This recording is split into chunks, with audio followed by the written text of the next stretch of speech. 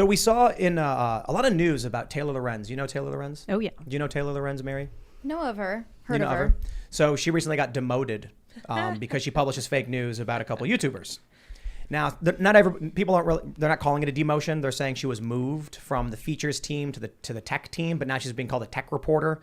So if you're writing feature opinion columns and now you're just reporting on tech, that's a demotion. Sure. But she gets featured on MSNBC because of mean tweets.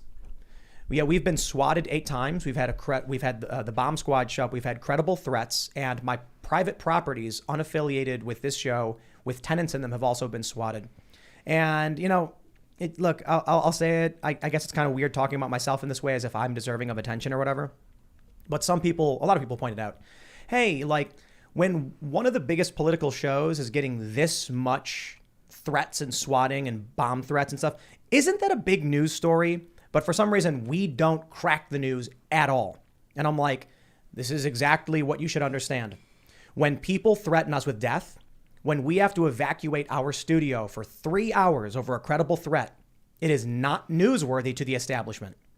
When one reporter for the mainstream media gets mean tweets and cries, they bring her on TV and they parade her around. Yep. Because we are not a part of the establishment.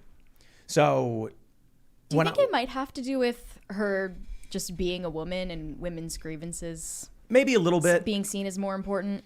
But I think, look, CNN got bomb threats and they evacuated, and it was like the biggest news everywhere. I mean, even Fox News doesn't cover what's happening here.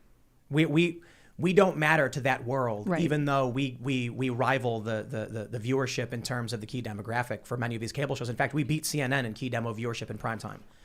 So when I look at something like that, when I look at the crimes committed against us, it's not just the media ignoring it. It's the question of, people were posting this.